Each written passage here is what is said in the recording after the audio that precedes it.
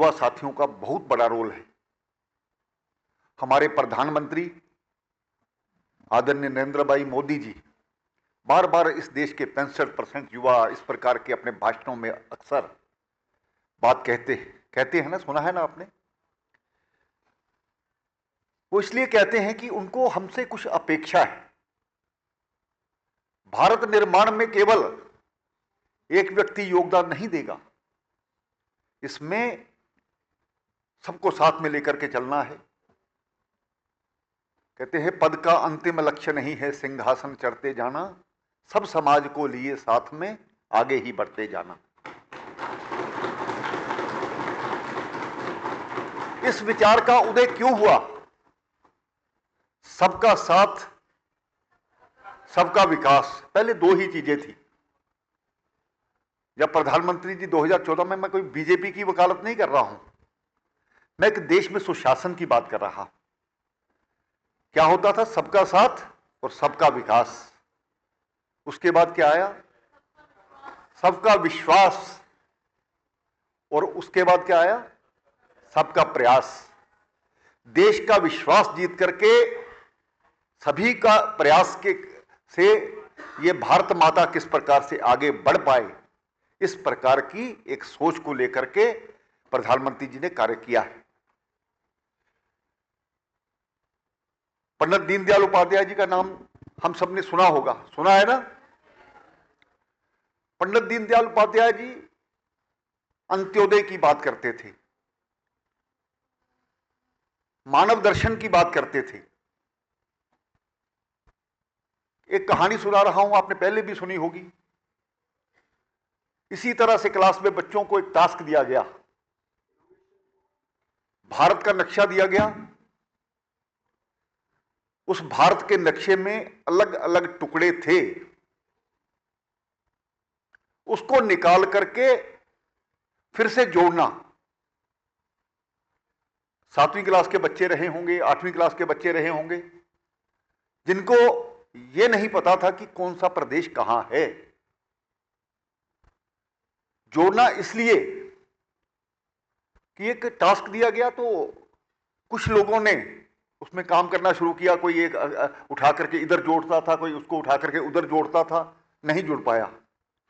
उसमें एक बच्चा थोड़ा होशियार था, उसने जो बैक साइड पे देखा तो देखा कि एक आदमी का चित्र बना हुआ है, एक व्यक्ति का चित्र बना हुआ है। उसने नक्शे में प्रदेश जोड़ने के अलावा उसने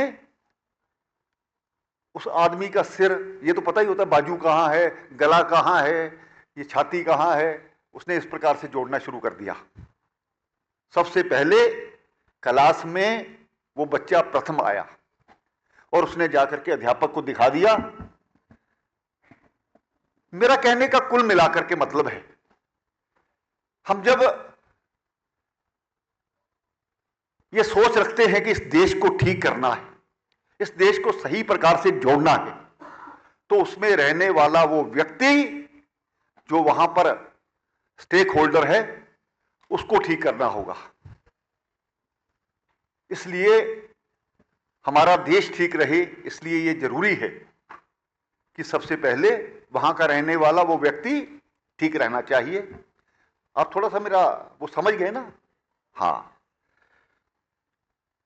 अभी मेरे से पूर्व वक्ता ये बात कर रहे थे। हमारे पूर्व प्रधानमंत्री क्या कहा करते थे? देश से, दिल्ली से 100 पैसे चलते हैं और सिस्टम खराब होने के कारण से वो प्रदेश में केवल 15 पैसे पहुंचते। ये सिस्टम किसने खराब किया? हमने नहीं खराब किया। उस देश में जो लोग थे उस वक्त में, जो सत्ता में रहे होंगे, जिन्होंने ये सोचा था कि हमने इस देश में देशभक्त पैदा नहीं करने, क्लर्क पैदा करने हैं, किसी भी तरह से देश चले, हमारी सत्ता रहनी चाहिए, इस प्रकार का जो वातावरण था इस देश में, उसको सुधारने की कहीं ना कहीं कोशिश थी। 100 रुपए में से 15 पैसे लानत की बात है, शर्म की बात है हमारे लिए। और ये प्रधानमंत्री जब कहता है, पूरे देश का सर झुकता है। और इस प्रकार के बैठे हुए नौजवान युवा जो इस देश को आगे बढ़ाना चाहते हैं वो क्या सोचेंगे, उनके मन में क्या होगा, ये कल्पना की थी। मैंने तो यही सुना है। ना ये समझो कि हिंदुस्तान की तलवार सोई है, जिसे सुनकर दहलती थी कभी छाती सिकंदर की, जिसे कर सुनकर किकर से छूटती थी तेग बाबर की, हुई नीली की जिसकी चोट से आकाश की छाती। ये मत समझो कि रणबांकुरी हुंकार सोई है, ये मत समझो कि हिंदुस्तान की तलवार सोई है। इसी का एक पैरा है। न सीमा का हमारे देश ने विस्तार चाहा है, किसी के स्वर्ण पर हमने नहीं अधिकार चाहा है। ना इसका अर्थ हम पुरुषत्व का बलिदान सह लेंगे, ना इसका अर्थ हम नारित्व का अपमान सह लेंगे। कि बसा है नाग बांबी में मगरे छेड़ने वालों, यह मत समझो कि सोए नाग की फुंकार सोई है, यह मत समझो कि हिंदुस्तान की तलवार। इस देश में जब आजादी मिली, जो पढ़ाया जाना चाहिए था, मुझे लगता है उसमें कहीं ना कहीं कमी रही। हम उनके गुलाम थे।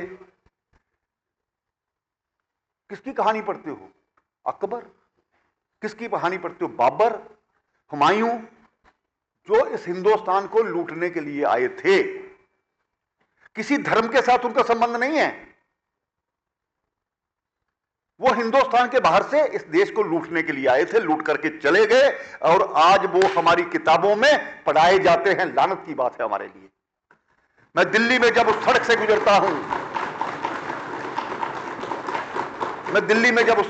गुजरता हूं, उन गुलामी जो हम कहते हैं हमें दी, उनके नाम के साथ जब वो सड़कें होती हैं तो मेरा सर शर्म से झुक जाना चाहिए। प्रधानमंत्री नरेंद्र मोदी ने इसी प्रकार की व्यवस्था को चेंज करने का जो एक सोच सोची है, नई शिक्षा नीति, जिसमें कम से कम गुलाम बनकर हमें जीना नहीं है। हमारा सर शर्म से झुक नहीं आ रहे हैं भैया। इस देश में आकर के सिकंदर महान हो जाता है, इस देश में आकर के अकबर महान हो जाता है, पोरस का नाम क्यों नहीं लिया जाता? महाराणा प्रताप, जिसने इस मातृभूमि की खातिर राजस्थान की धरती पर वो सूखे पत्ते खा करके इस मातृभूमि की रक्षा के लिए काम किया, उनको क्या कहते हैं? शिवाजी पहाड़ी चूहा, महाराजा राणा प्रताप डाकू, गुरु गोविंद सिंह जी लुटेरे। ये कौन सी भाषा है? किसने ऐसा किया? वही लोग जो नहीं चाहते थे कि भारत माता का सर 1962 में आए। जिस लद्दाख में मैं रहता उसका हिस्सा था, अक्साई चीन। और ये पंडित नेहरू को संसद में पूछा गया, पंडित जी 1962 में हमने वो सारा इलाका हिरा दिया। पंडित जी ने कहा फिर क्या हुआ? उनका ही सांसद था, मेरा कोई भारतीय जनता पार्टी या जनसंघ का सांसद नहीं था उस वक्त। उन्होंने कहा वहां तो तिनका पैदा नहीं होता। तो फिर क्या है? उन्होंने जवाब दिया, पंडित जी अगर आपकी सर पर भी बाल नहीं है, अगर आपकी गर्दन काट दी जाए तो।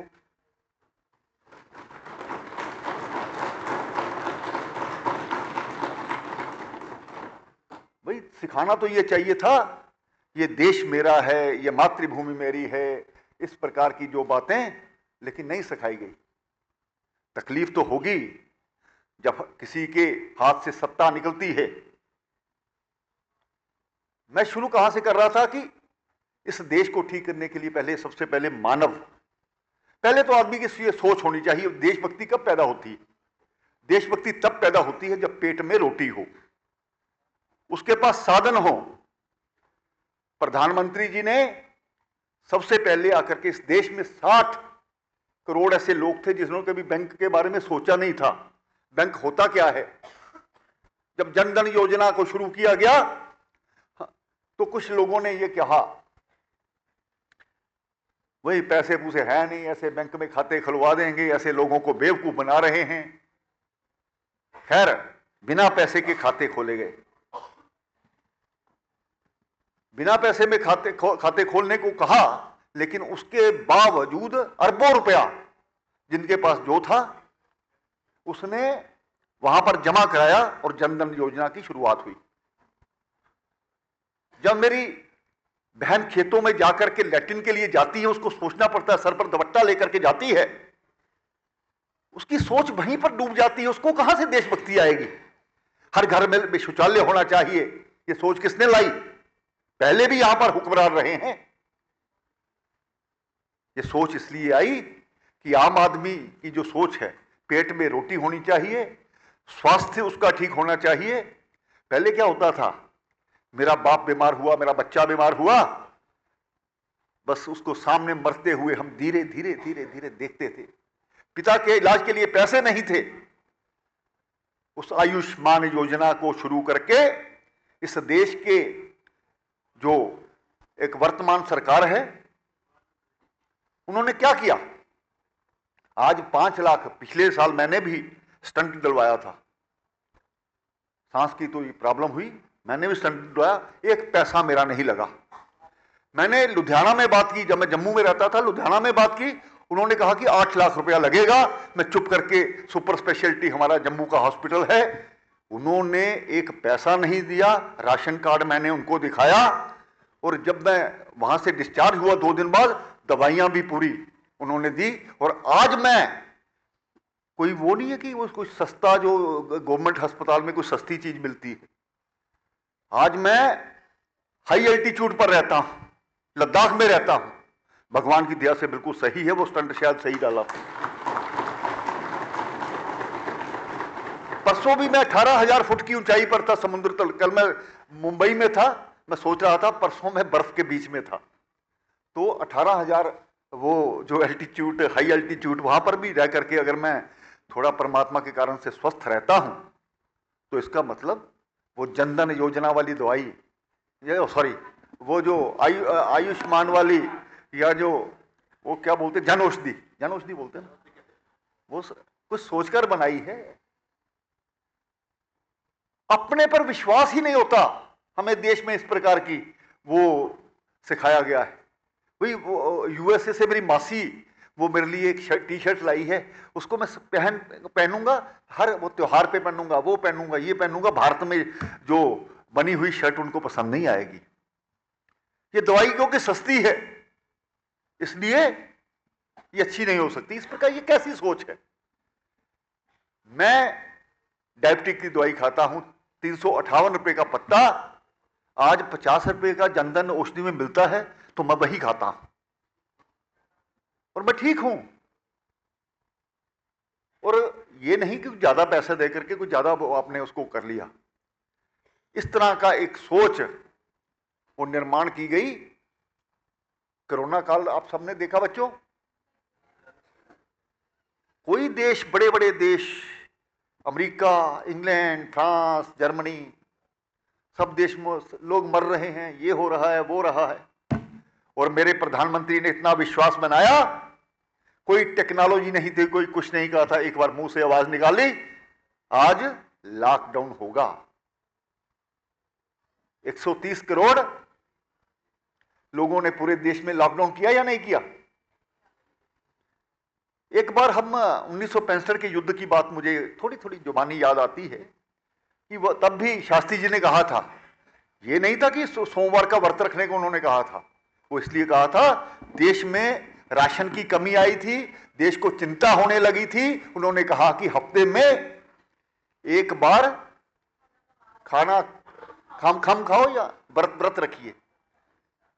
क्यों उनके नाम पे व्रत रखा गया? क्यों नरेंद्र मोदी के नाम पर वो चीजें होती हैं? पहले व्यक्ति को खुद आदर्श बनना पड़ता है। किसी राजीव गांधी जिसने कहा था कि 115 पैसे पहुंचते हैं, वो कुछ कहेगा तो आप व्रत रखोगे? इसलिए पहले स्वयं को प्रूव करना पड़ता है, उसके बाद सब कुछ होता है। आज देश में कानून का शासन है। मैं जम्मू कश्मीर में, जम्मू में महापौर रहा, स्पीकर भी रहा, और जम्मू कश्मीर की विधानसभा को सुनने के लिए पूरा देश ऐसे। और मैं आपको बताना चाहता हूं, आज मैं युवा संसद में तो आया हूं आशुतोष जी, इससे पहले मैं जब जम्मू कश्मीर में, मुझे विधानसभा का, मैं पहली बार जीता था एमएलए 2014 में, उन्होंने कहा जी जाके सामने वाली, मैं विधानसभा देखी नहीं थी, सिर्फ टीवी में देखता था ऐसे, जैसे आप युवा संसद देख रहे हैं ना। मेरा कोई एमएलए पहले मुझे लेकर के गया, सीधा जाकर के ऊपर की कुर्सी पे बैठा, और वो विधानसभा जिसको पूरा देश ही नहीं पूरा वर्ल्ड देखता है कि यहां पर क्या होने वाला है, रोज नए नए मुद्दे। तो उस विधानसभा में बहुत कुछ सीखने को मिला। उसी का परिणाम है कि शायद मैं बात कोई और याद कर रहा था, लेकिन मैं बात कहीं भूल गया, वो आपको क्या कहना चाहता हूं उसके जम्मू कश्मीर के बारे में। और जम्मू कश्मीर जिसके बारे में सोचा जाता था, गए उसी वक्त कोई ना कोई गोली मार रहा होगा, ऐसे बैठा होगा, सब होगा, ऐसा था ना, ऐसी कल्पना थी ना आपकी जम्मू कश्मीर के बारे में।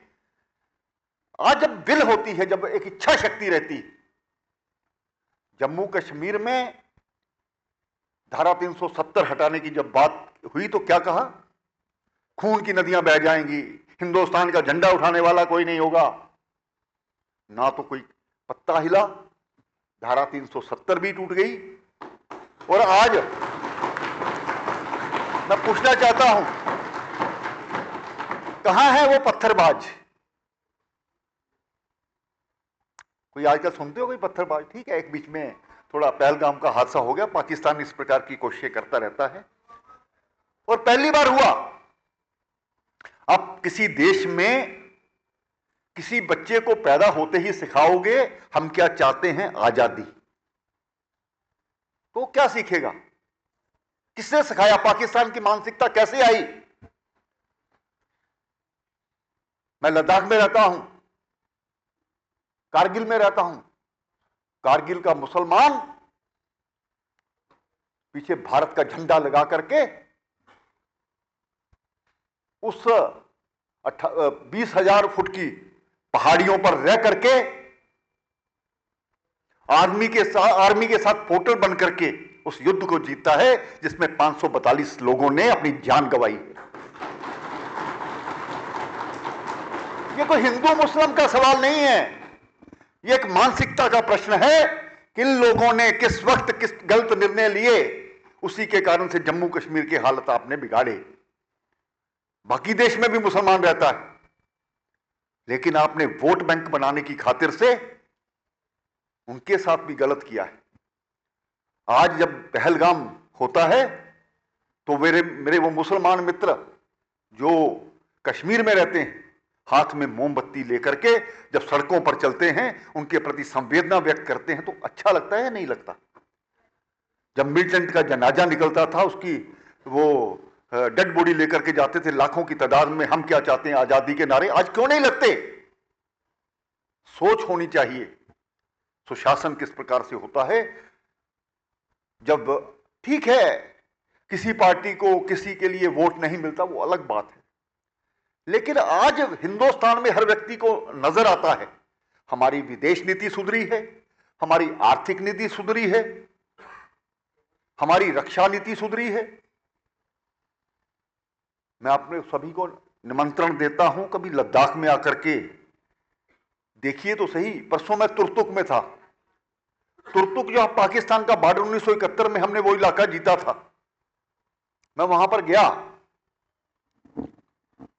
वहां तक सड़क, पहले क्या करते थे, भाई सड़क मत बनाइए, चाइना इधर से इधर आ जाएगा। आप क्यों नहीं सोचते कि हमारे टैंक इधर से उधर जाएंगे? सोच ऐसी है तो आगे वैसे बढ़ेंगे। चाइना इसलिए इधर आ जाएगा, हमारी सड़कों पर चलेगा, यह सोच थी। हमने अपने टैंक भेजने के लिए पूरे पाकिस्तान के अंदर तक जाकर के सड़क बनाई है। यह भारत की योजना है इस वक्त। जब पूरे देश का टूरिस्ट वहां जाता है तो सीना चौड़ा होता है। और मुझे अपने आप में लगा, मैं भी जब जाता था, पहले जम्मू कश्मीर का, ठीक है, लद्दाख ये जम्मू कश्मीर का भाग था, लेकिन मैं कहां जाता था, लेह में चला जाता था, कारगिल में चला जाता था। आज वो साइचेन ग्लेशियर जिसमें हमारे नौजवान -40 -60 डिग्री तक भी सेना के जवान काम करते हैं, उनको खुला हाथ मिला है, बड़े जोश के साथ रहते हैं। मुझे भी मिलने का मौका मिला और उनमें जो जज्बा है इस भारत के प्रति, इस माता के प्रति, वो अलग है। मैंने पहले ही कहा, क्लर्क पैदा करने वाले नहीं चाहिए हमें, देशभक्त चाहिए, नौजवान। इस देश का युवा इस देश के बारे में सोचेगा। स्किल इंडिया,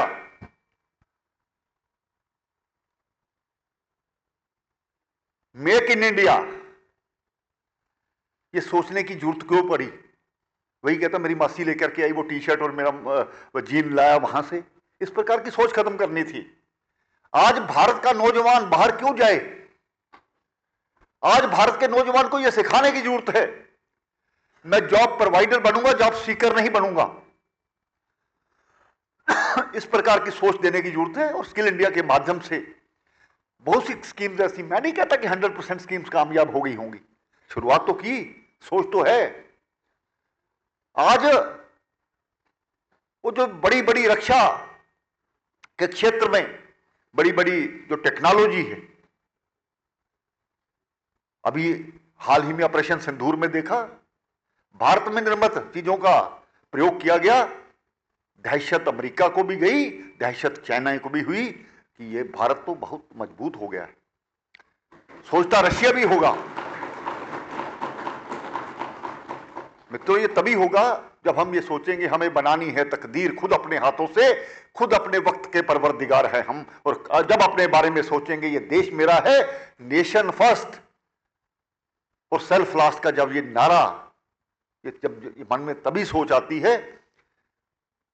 देखिए अग्निवीर आया ना पीछे, अग्निवीर अभी 3 दिन पहले साइचन में 2 अग्निवीर जो हमारे नौजवान थे उन्होंने शहादत दी है। ये क्या कहा गया जी? ये जी उसको नौकरी के हिसाब से मत सोचिए, उसको सोचिए जिस प्रकार से इजराइल में, जापान में, दूसरे देशों में देशभक्त बनाने का वो काम जो किया जाता है। हर व्यक्ति को ट्रेनिंग होनी चाहिए जो इस देश में रहता है, हर व्यक्ति को ट्रेनिंग होनी चाहिए। वो सेना का जो सोच है वो होनी चाहिए। ये सोच करके अग्निवीर का वो किया गया था। ये नहीं किया गया था कि नौकरी देनी है या वो करना है, देशभक्त पैदा करने का वो जो काम किया गया था। लेकिन यहां तो हर चीज को उसी प्रकार से लेंगे। इस प्रकार की मानसिकता को इस देश में खत्म करने की जरूरत है।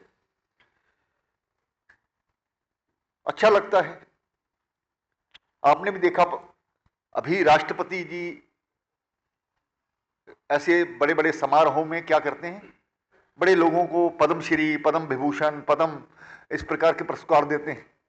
कौन लोग होते हैं वहां पर? बदला है ना, पहले तो खुद को ही, जो हमारे प्रधानमंत्री थे दूसरे थे, खुद को ही वो देते थे पद्मश्री, पद्म विभूषण। आज जिनके पैर में चप्पल नहीं होती वो राष्ट्रपति भवन में पहुंचता है। मेरा देश बदल रहा है, मेरा देश बदला है, बदल रहा है।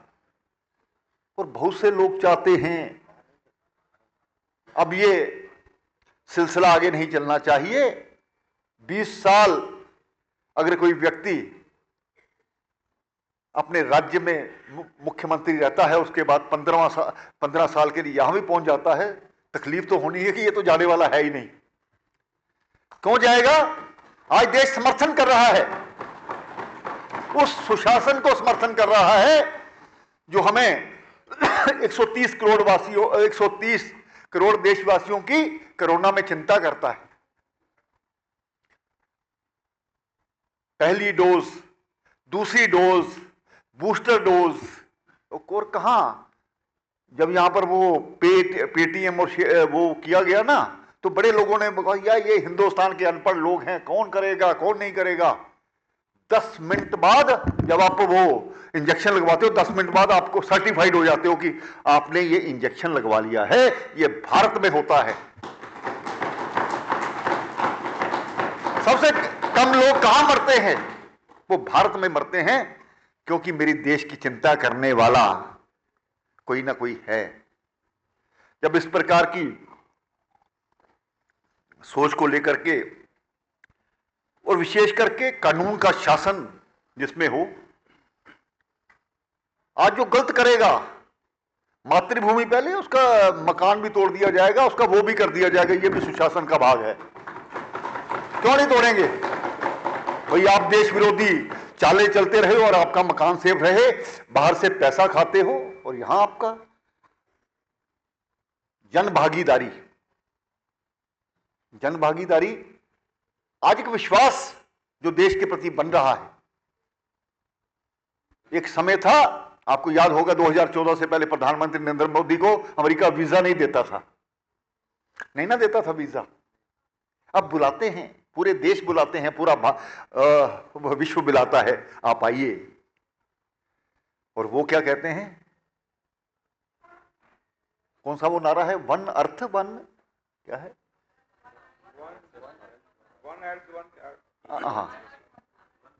हाँ देखिए ना, जब सोच इस प्रकार की, हम कौन से लोग हैं, हम वो हैं वासुदेव कुटुंबकम, पूरा विश्व एक परिवार है। ये आज का नहीं है, ये करोड़ों साल से हमारी यही परंपरा है। सर्वे भवन्तु सुखिनः सर्वे सन्तु निरामया सर्वे भद्राणि पश्यन्ति। हाँ, ये हमारी सोच है। जब भूचाल आता है, हम पाकिस्तान जो हमारा दुश्मन है उसके घर में भी जाकर के राशन पहुंचाते हैं, लेकिन जब वो हमें आंखें दिखाता है उसके घर में ही जाकर के मारते हैं। तभी कहा था, ना सीमा का हमारे देश ने विस्तार चाहा है, किसी के स्वर्ण पर हमने नहीं अधिकार चाहा है, ना इसका अर्थ हम नारीत्व का अपमान सह लेंगे, ना इसका अर्थ हम पुरुषत्व का बलिदान सह लेंगे। इस प्रकार की सोच है हमारी। हम अफगानिस्तान के साथ भी खड़े होते हैं। आज इस विश्व में 70 मुस्लिम देश हैं, पाकिस्तान के साथ एक दो खड़े होंगे, बाकी सभी देश हमारे साथ हैं। यह हमारी विदेश नीति का परिणाम है, कोई छोटी बात नहीं है। वो कांग्रेस वाले या दूसरे वाले, मैं किसी का नाम नहीं लेना चाहता, लेकिन जो विरोधी हैं वो क्या कहते हैं, वो यही कहते हैं ना, है पड़ी है, वो क्या कहते हैं, वो ये तो हिंदू मुसलमान करते हैं। ऐसा नहीं है। मैं कई बार सोचता हूं, प्रधानमंत्री जी, इस देश के 25-30% मुसलमान है ना, है? सिख कितने होंगे, 1% से भी कम, इतने ही है ना। गुरुद्वारे में जाते हैं ना, हैं? और ये भी कहते हैं, मुसलमानों के लिए भी कहते हैं, मुसलमान के एक हाथ में कुरान होनी चाहिए, दूसरे हाथ में कंप्यूटर होना चाहिए। कांग्रेस ये नहीं चाहती थी, उन्होंने करके दिखाया है। तभी तो हम कहते हैं सभी को साथ में लेकर के, सब समाज को लिए साथ में आगे ही बढ़ते जाना। और इन सब चीजों को जब ग्राउंड पर ये चीजें उतरती हैं, तभी लोगों को विश्वास बनता है। बहुत कुछ किया है, बहुत कुछ करना है, लेकिन ये तभी संभव हो पाएगा जब हमें सुशासन की परिभाषा समझ आएगी। आप तो अभी बच्चे हैं, जब मैं भी आप छोटा बच्चा था तभी एक फिल्म आई थी, रोटी कपड़ा और मकान, और मुझे लगता है 2014 तक किसी पार्टी का यही नारा रहा, गरीबी हटाओ। गरीबी हटाओ का नारा ही रहा। 1960 में भी वही नारा था, 1970 में भी वही नारा था, और 2014 तक वही नारा था। इस प्रकार की सोच, हम एक गरीब देश हैं, अब हम क्या कहते हैं, हम एक विकसित देश हैं, हम पूरे विश्व को हम रास्ता दिखाएंगे, हम विश्व गुरु बने हैं। भारत पहले भी सोने की चिड़िया था, अब भी सोने की चिड़िया है। मेरे लद्दाख के आखिरी पाकिस्तान के चाइना वाले गांव तक सड़क पहुंची है। पहले भी सड़कों के लिए पैसा आता था, ऐसा नहीं है। पहले भी जब मेट्रो चलाओ तकलीफ होती है, शताब्दी चलाओ इनको तकलीफ होती है, बुलेट ट्रेन लाओ इनको तकलीफ होती है। दूसरे देशों में चल रही है, ठीक है, हमारे भारत में टेक्नोलॉजी नहीं आनी चाहिए। आज स्वच्छ भारत के नाम से कोई ऐसा घर नहीं है जहां पर शौचालय नहीं। हर घर नल, ये योजना मैं इसलिए अपने उदाहरण लद्दाख का बार बार दे रहा हूं। हम दूर दराज के वो इलाके में रहते हैं, आज वहां पर भी हर घर वो नल पहुंच चुका है।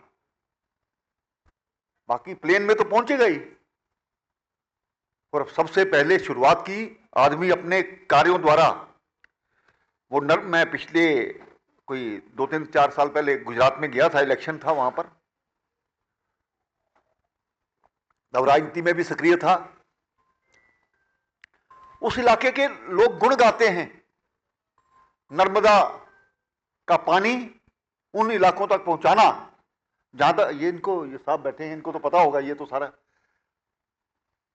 तो नर्मदा का पानी पहुंचा करके दिखाया ना। अभी मैं आते आते ना, हमारे अमित शाह जी का भाषण भी सुना, ये भी हमारे गृह मंत्री रहे हैं, वो भी गृह मंत्री रहे। तो अमित शाह जी का भाषण भी सुन रहा था, कहते एक बार हम भी वो सुन रहे थे, अपोजिशन के लीडर ने कहा नए नए मोदी जी चीफ मिनिस्टर बने थे, उन्होंने कह दिया भाई हम 24 घंटे बिजली देंगे। हमने भी सोचा यार कैसे देंगे। तो अपोजिशन का लीडर भी कहता, उसने कुछ सवाल किया था कि वही खाने के टाइम तो बिजली दे दिया करो, रात को खाने के टाइम तो बिजली दे दिया करो। उन्होंने जब प्रधानमंत्री ने उस वक्त के मुख्यमंत्री ने जवाब दिया, उन्होंने कहा पूरा, और उन्होंने गुजरात में वो करके दिखाया।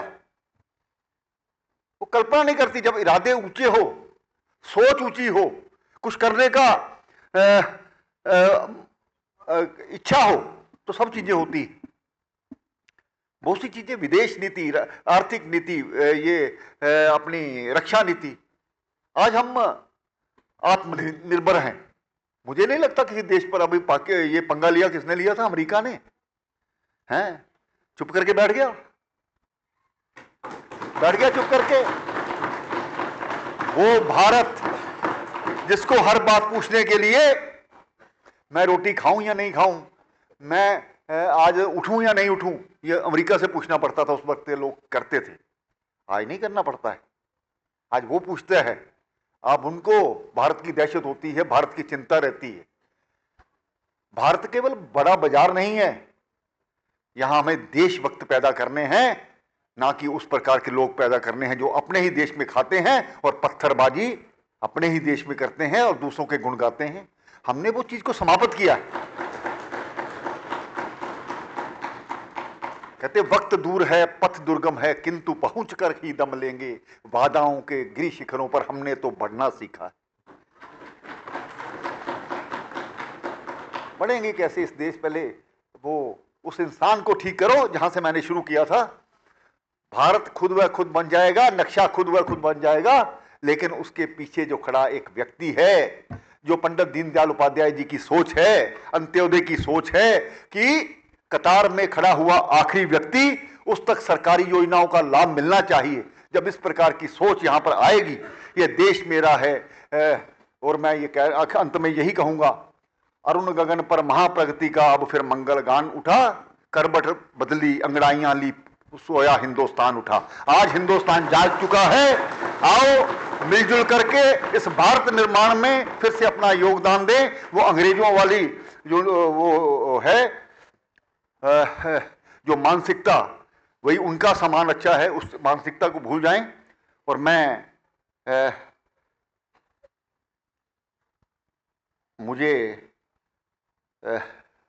श्रीमान आशुतोष जी, सबसे पहले तो मैं इनके पिताजी आचार्य नटवरलाल जी जोशी, जिनका पिछले वर्ष देहांत हुआ था, जुलाई के महीने में शायद उन्होंने मुझे शंकराचार्य जी के यहाँ लोनावाला में बुलाया था, लेकिन उसके बाद जो पता चला कि अक्टूबर में उनका देहांत हो गया। सबसे पहले मैं उनके प्रति श्रद्धांजलि अर्पित करता हूं।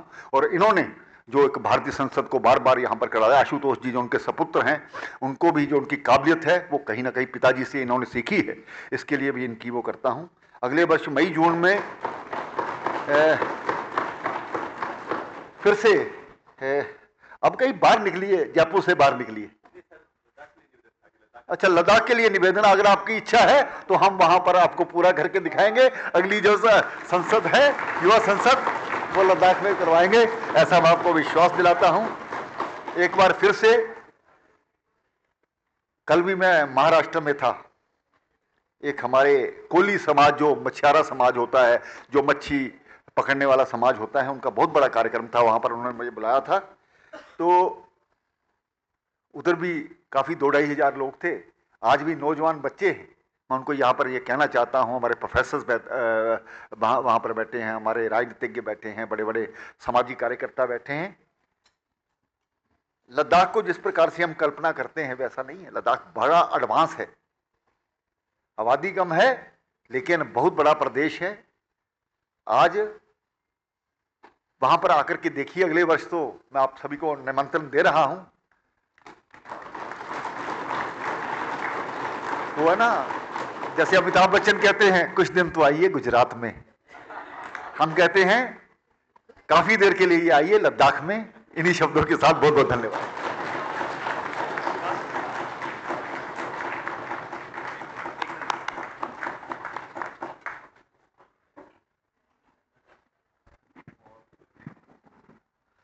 पहले हम लोग करतल ध्वनि से इस प्रस्ताव को स्वीकार करेंगे कि अगले साल मई और जून में लद्दाख में भारतीय युवा संसद का राष्ट्रीय सत्र होगा। एक साथ स्वीकार करेंगे।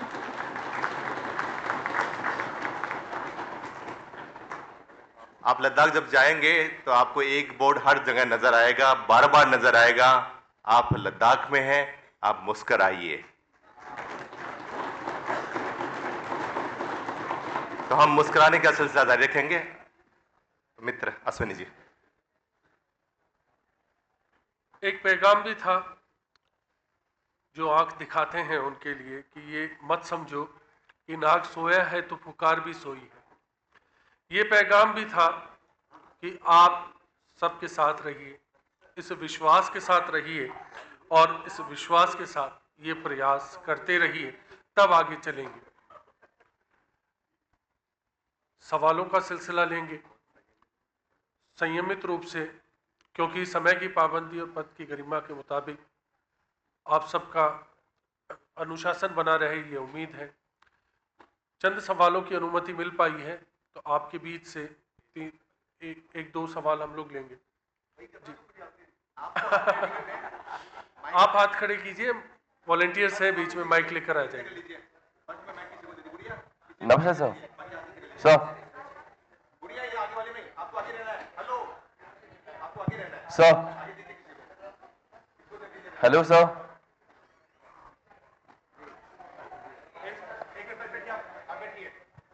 Hello sir. एक बार आप बैठिए। बाकी माइक्स वॉलंटियर्स अपने पास ही रखेंगे। मंच पर विराजमान सभी को मेरा सादर प्रणाम। मेरा सवाल सर के ही अभी वक्तव्य से निकला है। सर ने अभी कहा था कि जो मुद्दा है वो मुस्लिम, हिंदू और इनका नहीं है। मैं पहलगाम से जोड़ते हुए उस घटना पे कुछ कहना चाहूंगा कि प्यार मोहब्बत की कोई सौगात। रोकिए, रोक दीजिए इनको, पीछे सवाल लीजिए, दे दीजिए सीधा सवाल। 30 सेकंड में सवाल करना है। सवाल कीजिए वापिस। सर आप पॉलिटिकल से सवाल करने का कहा था तो मैं उस पर करना चाहूंगा कि जब सरकारें चुनाव में वोट मांगती है तब सरकारें रोजगार पे, शिक्षा पे और स्वास्थ्य पे जो व्यवस्थाएं बनाती है, दूसरी सरकार आने पे वो योजनाएं रद्द कर दी जाती है। इससे भारत के जो संसाधन हैं जो आरक्षण में लगाने चाहिए थे वो वहां बर्बाद कर दिए जाते हैं। तो मैं चाहूंगा कि इस पे आप कुछ वक्तव्य दें। देखिए, बैठिए। इस प्रकार की सोच गलत मानसिकता है। मुझे याद है श्रीमान अटल बिहारी वाजपेयी जी ने राष्ट्रीय राजमार्ग की योजना ये शुरू की थी। जब वो 2004 में इलेक्शन हारे, मैंने खुद वो राष्ट्रीय राजमार्गों से उनके चित्र को फाड़ते हुए देखा है। लेकिन आज की जो सरकार है, demonetisation, GST, one nation one tax और बहुत से ऐसे मुद्दे हैं। पता है कि ये लोगों के हित में है, लेकिन लोग इनको पसंद नहीं करेंगे। धीरे धीरे जब काम करने की इच्छा रहती है तो इस प्रकार की सरकारों को हमें चुनना चाहिए। ये हमारा फर्ज बनता है, क्योंकि आज क्यों सब पूरा विपक्ष इकट्ठा हो जाता है, किसी व्यक्ति को उतारना है? मुद्दा कुछ नहीं होता, मुद्दा ये नहीं है, मुद्दा है कि ये क्यों ठहरा है, मुझे क्यों नहीं आने देते। इस प्रकार की राजनीति को, इस प्रकार की सोच को हमें पॉलिटिकल पार्टीज में से खत्म करना होगा। तो मुझे लगता है उसका हम एक साधन बन सकते हैं अगर हम कोशिश करें। बहुत बहुत धन्यवाद। माननीय मां महिमा महोदय को मेरा प्रणाम। सर मैं कुछ पूछना चाहता हूं सर, जैसे कि आपने अभी थोड़ी सी आपने बताया कि सरकार इतने अच्छे काम कर रही है, सत्ता पक्ष इतने अच्छे काम कर रहा है। सर मैं एक चीज़ पूछना चाहूँगा, सत्ता पक्ष और प्रतिपक्ष एक दूसरे के कामों की निंदा करते हैं, लेकिन मैं आपसे एक चीज़ जानना चाहता हूँ सर। अभी कुछ हाल की एक बात है कि जब एक पार्टी इलेक्शन के ऊपर एक सुप्रीम कोर्ट का ऑर्डर आया था कि कांग्रेस और बीजेपी पार्टी का नाम नहीं बोलना। सॉरी सर, सत्ता पक्ष और प्रतिपक्ष दोनों के पार्टी हेड्स को इम्प्रिजनमेंट और जुर्माना लगाया गया था ऑन द इलेक्शन बेसिस पे। जब कोई गड़बड़ी हुई थी तो उसके बाद आपने FCRA एक्ट को ही अमेंड कर दिया। तो सर मैं आपसे जानना चाहूंगा फिर ये ज्यूडिशरी का रोल क्या है जब आप उसे अमेंड ही कर सकते हैं?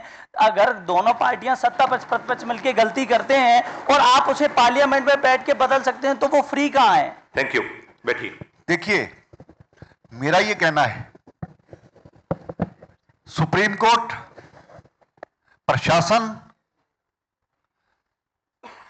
सभी के अपने अपने दायरे हैं। जब हम अपने दायरे से बाहर निकलते हैं, मैं किसी पर प्रश्न चिन्ह नहीं लगाना चाहता, लेकिन कई बार मैं स्कूल जाऊंगा या नहीं कहूंगा, यह भी सुप्रीम कोर्ट तय करेगी, ऐसा नहीं होता है। हर चीज पर दखल देना वो भी ठीक नहीं है। संविधान ने पार्लियामेंट को सबसे ज्यादा दर्जा दिया है कानून बनाने का। पार्लियामेंट में जब कानून बनता है वो बहुमत के साथ बनता है। धारा 370 टूटी राज्यसभा और उसमें पूर्ण बहुमत के साथ हुआ। लोकतंत्र में यही एक प्रणाली है, यही एक प्रथा है। तो मुझे लगता है कि सभी की जो पावर्स है डिफाइन करने की जरूरत है। जब जब कोई उससे बाहर निकला तब तब उस पर थोड़ा क्वेश्चन मार्क लगा, लेकिन बहुत से ऐसे कानून जिनको खत्म किया जाना चाहिए था, जिनका कोई औचित्य नहीं है, जिनकी कोई जरूरत नहीं है, इस सरकार ने वो भी किया। कईयों को तकलीफ भी हुई होगी, लेकिन अच्छे कामों को सराहना कोई भी सरकार करे, मेरा यह मानना है।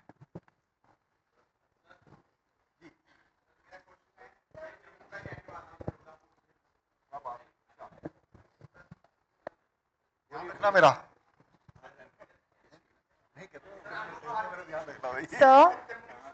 हाँ बोलिए बोलिए।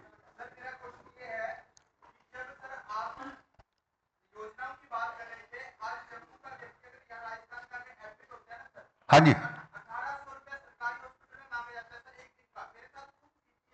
क्या क्या हुआ, क्या हुआ?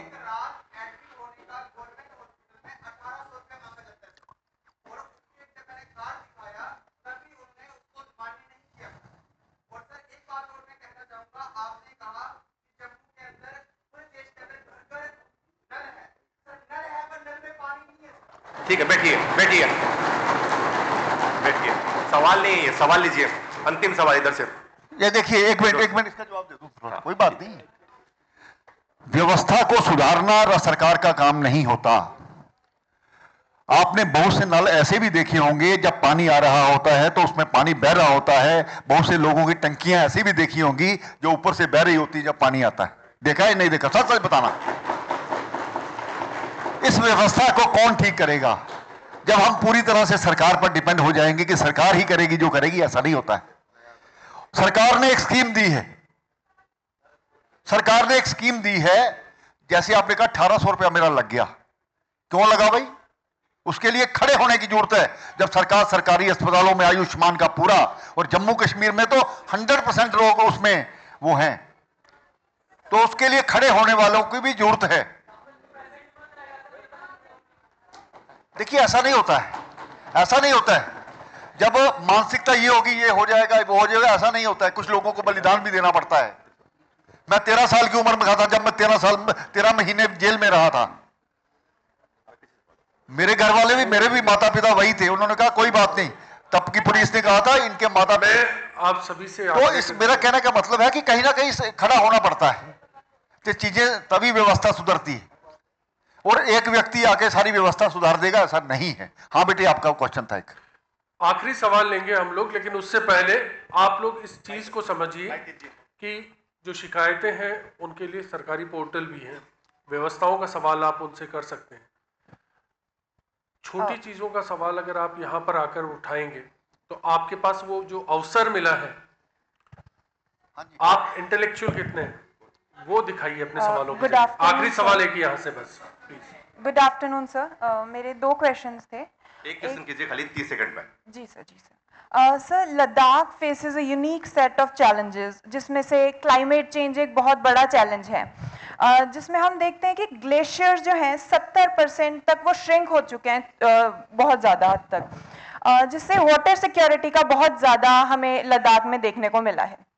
So, what concrete steps is the government taking to create a sustainable development model for Ladakh, one that combines AI-based glacier monitoring, ecotourism, renewable energy projects like solar and hydro, and improved digital and road connectivity, so that the region develops without losing its fragile ecology and cultural heritage? देखिए, जहां तक culture का सवाल है, लद्दाख में वहाँ की जो कल्चर है, और मुझे भी आप लद्दाख से हैं? कहाँ से? राजस्थान से। तो अलग अलग इलाकों के अलग अलग फेस्टिवल्स हैं। आज भी मैं कहता हूँ पूरे देश से वो बेहतर हैं। वहाँ अपने फेस्टिवल को हर साल उसी तरीके से मनाते हैं। मुझे भी सीखने को मौका मिलता है। आज भी जो उनकी ड्रेसेस हैं वो दिन त्योहार पर वो चीजें डालते हैं, रूटीन में भी डालते हैं। मैं भी ओथ वाले दिन, उसके बाद 15 अगस्त वाले दिन मैंने भी अपनी वही लद्दाखी ड्रेस डाली। मुझे लगता है कि कमेंट नहीं करना इसमें किसी को भी है। तो मुझे लगता है कि दूसरा, जहां तक लद्दाख में पौधे नहीं होते, पहाड़ सारे बिल्कुल उसके, लेकिन आज वहां पर कोशिश की जा रही है, काफी हरियाली वहां पर आ रही है आर्मी के माध्यम से, तो लोगों के माध्यम से जगह जगह पर। आज वहां पर जो चैलेंजेस हैं, टूरिज्म को प्रमोट किया जा रहा है। स्वाभाविक बात है कि जब टूरिज्म आता है, बाहर से लोग आते हैं, तो कुछ चीजें बदलती भी हैं। लेकिन जिस प्रकार पूरे देश में ये कहा है, एक वृक्ष मां के नाम जैसे मोदी जी करते हैं, इस प्रकार से प्रोग्राम लेने की जरूरत है। ले भी रहे हैं सरकार, ये नहीं कि ऐसा नहीं कर रही है। ये जो ग्लोबल वार्मिंग का मुद्दा है, ये पूरे विश्व में है, और स्वाभाविक बात है कि पूरे जो मैदानी इलाके हैं उनको पानी कहाँ से आता है? वो ग्लेशियर्स से आता है। आज हम ग्लेशियर्स को बचाने का प्रयास नहीं, ये नहीं है कि वहां पर कोई ऐसा हुआ है, लेकिन कुल मिलाकर के जो उसका प्रभाव है लद्दाख पर भी पड़ रहा है। ये चिंता का विषय है। इस पर पूरे विश्व में भी ग्लोबल वार्मिंग पर, दूसरी चीजों पर आपस में चर्चा भी होती है। तो मुझे लगता है कि सभी को सतर्क रहने की जरूरत है। ठीक है, आज हम जो पानी पी रहे हैं, हमारे कई लोगों ने पेड़ लगाए होंगे, आप जो पेड़ फल खा रहे हैं, कईयों ने पेड़ लगाए होंगे। हम भी अपनी आने वाली जनरेशन के साथ ये ठीक करके जाएं, जो एक लंबी सोच है। अगले, जैसे हम अगले 50 साल की सोचते हैं कि क्या करना है, इसलिए हमें 200 साल 500 साल की ये चीज़ सोचनी होगी कि हमारी जो आने वाली जो नस्लें हैं, आने वाली जो जनरेशन है, वो इसके बारे में हमें ना कोसे। ये सभी को मिलकर जुल करके काम करना है। आपके सवाल बीच में बोलेगा नहीं कोई, बिना माइक के कोई नहीं बोलेगा। आपके सवाल जारी रहेंगे। आदरणीय झड़पिया जी आपके सवालों को उत्तर देंगे। महामहिम गवर्नर साहब के पास कुछ अर्जेंट मैसेज है, एक बार 2 मिनट वो बात करके वापस आएंगे। 2 मिनट रुकिए, 2 मिनट अर्जेंट कोई मैसेज आया, वो मैसेज कन्वे करके फिर वापस आएंगे। तब तक झड़पिया जी से आप सवाल कीजिए।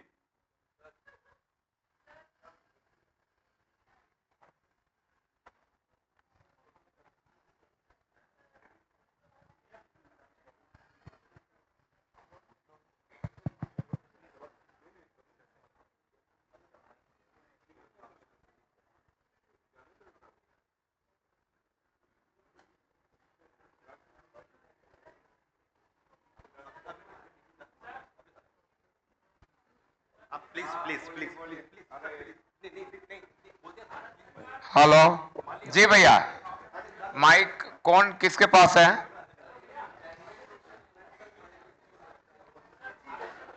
गुड जी मॉर्निंग। बेटिया बोलो। नमस्ते सर, मेरा जी। क्वेश्चन ये है कि जैसे लद्दाख के अंदर जो स्नो लेपर्ड्स और जो उनकी यहाँ की रेयर स्पीसीज होती है, तो आप उनको कैसे प्रोटेक्ट करते हैं गिवन दी क्लाइमेट चेंज और जो टूरिज्म बढ़ता जा रहा है, उनसे जो इफेक्ट होती है वहाँ की लोकल कम्युनिटीज और सारी चीजें, तो आप बायोडाइवर्सिटी और वाइल्ड लाइफ को प्रोटेक्ट करने के लिए गवर्नमेंट ने क्या स्टेप्स लिए हैं? एक तो पहले मैं कह दूं, मैं लद्दाख से तो हूं नहीं, लेकिन एक कुदरत का नियम है। से नेचर के नियम को आप जब डिस्टर्ब करोगे, उसका खामियाजा भुगतना है।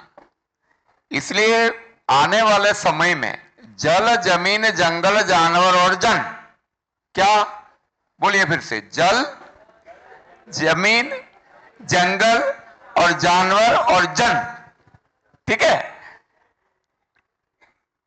इसका जब संतुलन बिगड़ता है तब ये होता है। इसलिए अभी वर्ल्ड की 2-3 कॉन्फ्रेंस हुई इस विषय में। आदरणीय प्रधानमंत्री मोदी जी जिस विषय को रखना है, देखिए भारतीय संस्कृति अलग है। वेस्टर्न कंट्रीज ने पूरा सृष्टि का शोषण किया, समाज का शोषण किया, व्यक्ति तगड़ा हो गया। भारत की संस्कृति क्या है? दोहन की है। गाय को हम दोहते हैं, शाम को भर जाता है ना। ऐसे प्रकृति का उपयोग करोगे तो आज हमारा संकल्प यही है। और आपको पता होगा, मैं आपको एक इलस्ट्रेशन देना चाहता हूं गुजरात का, हम हर जगह करेंगे। वहां एक एनजीओ है, उन्होंने 15 करोड़ पौधे 4 साल तक पानी पिलाकर, 15 करोड़, उसमें से 1 साल में 2 करोड़ लगा दिए, और पौधे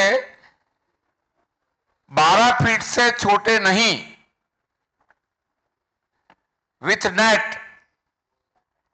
तो ऐसे सरकार और सब लोगों को बचना पड़ेगा। कुदरत के सामने जितना हम पड़े हैं उससे बचना पड़ेगा अगर ग्लोबल। इसलिए हमारी सरकारें भी कोशिश कर रही है, लेकिन हमें भी, आप शहर में है, टॉयलेट में जाते हैं, ऐसा फ्लश करते हैं, उसमें 2 मग पानी की जरूरत है, लेकिन 10 बाल्टी बिगाड़ते हैं। कभी सोचा नहीं है? 10 बाल्टी पानी निकल जाता है। इसलिए जनता को भी, सरकार को भी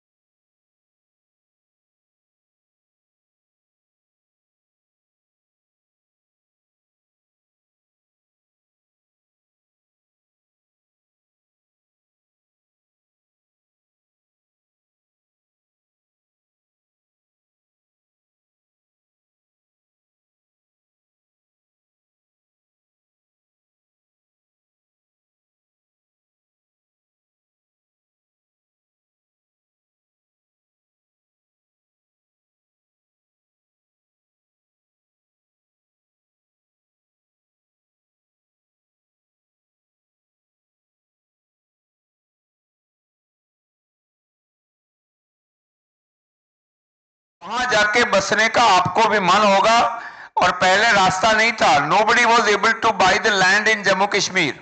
Now we can buy. वो किस लिए था? 35A, not 370. 35A. Nobody was entitled to buy the land. Now we can buy the land. Only thing is, let the time go. Let the time proceed further. Each and every one who would like to reside in Ladakh or Jammu and Kashmir, the day will come, and we are sure about it. No clapping for that. At least what I am telling, it is not just a joke, but the things are changing. The things are changing, भैया. जी. हाँ? पहले भैया आप बोलिए. लद्दाख का तो we can't say, because it is up to the centre to decide, but Ladakh को union territory होते हुए भी, यूनियन टेरिटरी में क्या, बैठिए मैं आपको समझाता हूं. State government and the union territories both are different things, जिसमें सुरक्षा का, कम्युनिकेशन का, कई चीजें ऐसी वो सेंट्रल के पास रहती है, वो स्टेट के पास, यूनियन टेरिटरी के पास नहीं है. यूनियन टेरिटरीज में भी आप देखेंगे कि दीव दमन सिलवास यूनियन टेरिटरी है, but this has been developed. तो ऐसा नहीं है कि यूनियन टेरिटरी डेवलप नहीं हो सकती. It will be more easy to govern, more easy to monitor, और अच्छे जो फंड तो अभी जो आता है वो पर कैपिटा, ये पर पॉपुलेशन पे सारा केंद्र का योजना आती है, और बॉर्डर स्टेट होने के कारण, सुरक्षा के कारण, और भी सारे वहां व्यवस्था के इंतजाम होते हैं, लेकिन अभी वो विषय नहीं है. लद्दाख को कोई, न मेरे संज्ञान में है कि वो स्टेट मिले. और कोई? जी, माइक जिसको दिया जाए वही बोल पाएंगे ना.